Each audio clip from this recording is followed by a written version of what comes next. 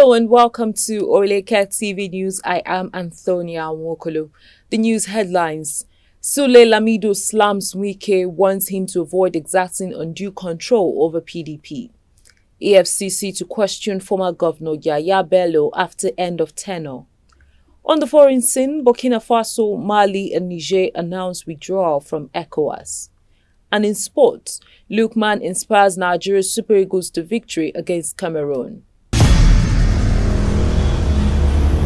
Follow us on our social media handles at Oweleketv. Visit our website at www.oweleketv for a thrilling journey. Oweleketv, rising star at the fairground.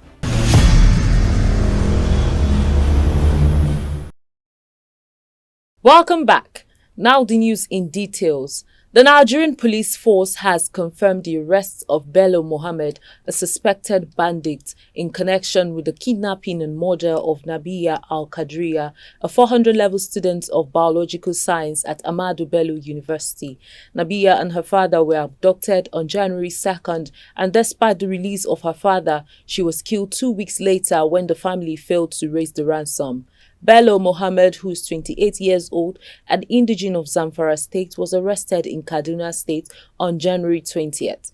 The police, acting on intelligence, raided a hotel where Bello was apprehended with 2.25 million naira suspected to be proceeds from ransoms collected from kidnapped victims. The suspect confessed to being part of the gang involved in the kidnapping and killing of Nabiya and other victims.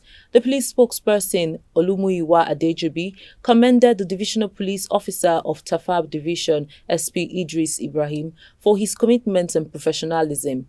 The Inspector General of Police, Kayode Egbetukun, ordered that Bello Mohammed be handed over to the defunct Special Anti-Robbery Squad in Abuja for in-depth investigations and the arrest of other culprits involved in the crime. As former Kogi State Governor Yahaya Bello's tenure ended on January 27, 2024, the Economic and Financial Crimes Commission is reportedly preparing to invite him for questioning. Now, without the immunity accorded to governors, Bello is expected to face an investigation into his 8-year administration. The move follows the striking out of an earlier suit that sought the forfeiture of properties and funds linked to Bello, citing his immunity from prosecution. The EFCC had appealed the ruling, arguing that Bello's immunity does not extend to properties reasonably suspected to be proceeds of crime. In the notice of appeal, the Commission asserted that the court erred in refusing to bind itself with decisions from the Court of Appeal and the Supreme Court on the interpretation of Section 308 of the 1999 Constitution. The FCC also contended that the trial court erred in striking out a preservation order despite findings that Bello failed to prove the genuine origin of funds used to acquire the properties under the order. As Bello is no longer protected by gubernatorial immunity, the EFCC aims to further scrutinize his financial activities during his tenure as Kogi State Governor. Rivers State Governor Siminalayi Fubara credited his political achievements and elevation to God during the 2024 Port Harcourt Holy Ghost rally organized by the Redeemed Christian Church of God. Governor Fubara expressed gratitude for his promotion, emphasizing that it came from God, who influenced the hearts of leaders and members of his political party, the People's Democratic Party, to endorse him as their governorship candidate. He spoke at the Adokiye Amesimaka Stadium, highlighting the theme of the event, Promotion for a Purpose, resonating with his personal journey. Fubara, having survived an impeachment attempt by lawmakers loyal to his predecessor Nyesom Wike, he expressed appreciation for the support received from the RCCG, especially the prayers that sustained his government. He acknowledged the special Holy Ghost rally in Port Harcourt as a demonstration of Pastor Enoch Adeboye's love for Rivers State and expressed a commitment to continue supporting such programs in the state.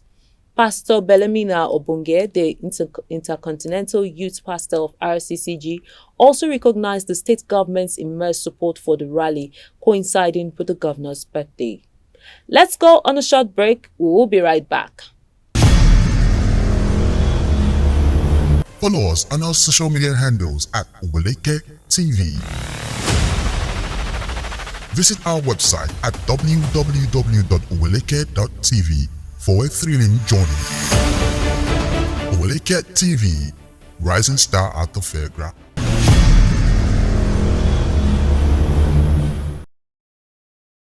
Welcome back. Former Minister of Foreign Affairs SULE LAMIDO has advised Nyesom Wike, the Minister of the Federal Capital Territory, against exerting undue control over the People's Democratic Party. LAMIDO acknowledged Wike as an asset to the party, but emphasized the importance of unity within the PDP, stressing that no individual should consider themselves above the collective interests of the party. In his words, he cautioned Wike against attempting to pocket the PDP, emphasizing that the party is supreme and no individual is above it. LAMIDO also discouraged the idea of any individual exerting control over the party, emphasizing that unity is crucial for the PDP's success. Governor Siminalayi Fubara of Rivers State has approved the appointment of EHIE EDISON, a former factional Speaker of the State House of Assembly, as his Chief of Staff. EDISON, who previously led a faction of the House, will be inaugurated alongside other appointees. The governor also approved the appointment of 5 special advisors, including Dr. Darlington Orji, Solomon Eke, Aminayanasa Fiberisima, Deya Barene, and Ohia Prince. The swearing-in ceremony is scheduled to take place at the Executive Council chambers of the Government House. A 37-member tripartite committee has been constituted in Nigeria to negotiate and agree on a new minimum wage. The current minimum wage of 30,000 naira has been in effect for 5 years. The panel to be inaugurated at Aso Villa will be chaired by Alhaji Boka Goni Aji, the former head of service of the Federation. Committee members include representatives from the federal government, state governments, labor unions, and the private sector. The issue of state government's ability to pay the new minimum wage remains a significant challenge, with some states yet to fully implement the current wage. The International Monetary Fund has advised low-income countries facing significant debt repayments in the next 2 years to refinance about $60 billion of external debts annually.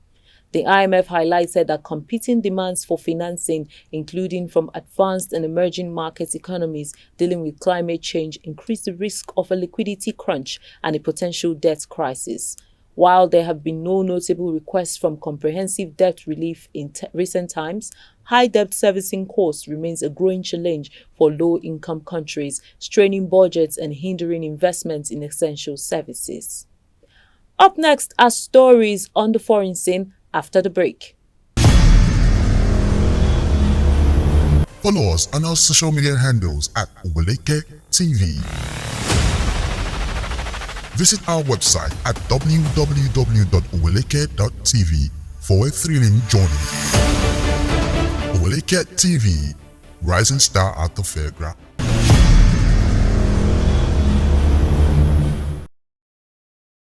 Welcome back. On the foreign scene, Burkina Faso, Mali, and Niger, currently under military rule, have declared their withdrawal from the Economic Community of West African States, ECOWAS. The military leaders of the 3 countries accused ECOWAS of deviating from the ideals of its founding fathers and Pan-Africanism, alleging that the regional body had become a threat to member states. The joint statement announcing the withdrawal done in Ouagadougou, Bamako and Niamey claimed ECOWAS failed to support them in fighting terrorism and insecurity, culminating in the decision to immediately withdraw. However, the ECOWAS Commission, in a swift response, stated that it has yet to receive formal notification of the withdrawal from Burkina Faso, Mali and Niger. The Commission asserted that the 3 countries remain important members of ECOWAS and it continues to work towards the restoration of constitutional order. The statement indicated that the Commission remains seized with the developments and will provide further pronouncements as the situation evolves. This development follows a series of coups in the region, with Niger and Mali facing heavy sanctions from ECOWAS. The withdrawal also comes as the 3 nations formed a security alliance, severing ties with former colonial power France and turning to Russia for support. In entertainment, Nigerian superstar singer Burna Boy is set to perform at the 66th Grammy Awards on February 4, 2024, alongside 5 other internationally renowned artists. This historical feat marks a significant milestone for African music artists, as no one from the continent has achieved this honor before. Richard Mbati, a member of the Recording Academy and Grammys, describes this accomplishment as being crowned on or knighted by the music industry of the world. This moment symbolizes the global recognition of African culture and contributions to the music industry. Mbati highlights the significance of this achievement for Africans of the diaspora and the continent, noting that Burna Boy's performance will stamp a historical moment. She emphasizes the emotional and spiritual impact of seeing decades of hard work and intentional promotion of African culture pay off on a global stage.